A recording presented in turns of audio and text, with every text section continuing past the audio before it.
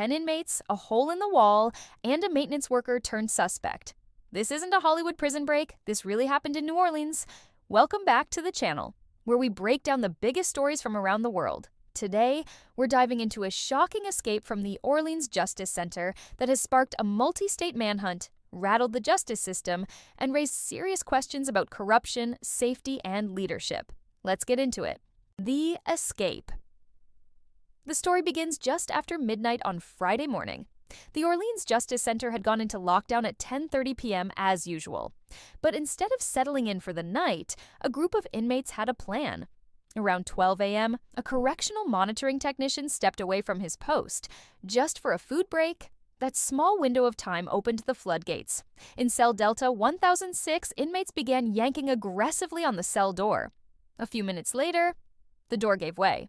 They slipped into another cell, then made their way behind a toilet, and through a hole they had carved in the wall. The inside job. Here's where it gets even more unbelievable.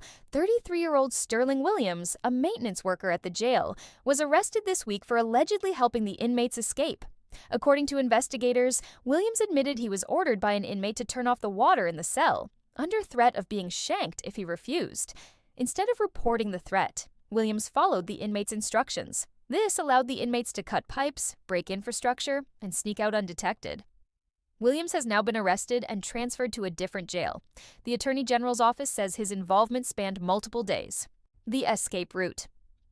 The inmates didn't just stroll out, they sprinted into freedom. Once through the wall, they slipped past barbed wire using blankets as shields, scaled a fence, crossed Interstate 10, ripped off their prison uniforms, and vanished into the night. Above the hole they carved into the wall, they left a taunting message for staff. To easy lol. You can't make this up.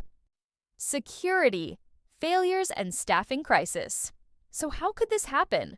According to District Attorney Jason Williams and Sheriff Susan Hudson, it wasn't just a single failure. The locks were defective. The staff were stretched thin. The monitors, unwatched. The first floor where the escape happened was supposed to house minimum security inmates. But somehow, murder suspects ended up there. In fact, one of the escapees, Derek Groves, had been tried 3 times for double homicide. And now he's on the run. The aftermath. Panic and manhunt. It took 8 hours before authorities even realized the escape happened, at 8:30 a.m. during a routine head count. By then, the men were long gone. And even though officials knew they were armed and dangerous, the public wasn't notified for several more hours. The district attorney himself found out, not from the sheriff's office, but from the media. He says he and his staff have received credible threats and had to leave the city for their own safety. In total, 10 inmates escaped. Authorities initially reported 11, but one was later found in a different cell. Who's still on the loose? As of now, 4 inmates have been recaptured in the New Orleans area, but 6 remain on the loose. Corey Boyd, Jermaine Donald Derek Groves, Antoine Massey, Leo Tate, Lenton Van Buren.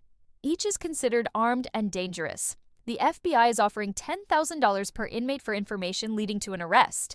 Add in another $10,000 combined from Crime Stoppers and the ATF, and this is one expensive manhunt.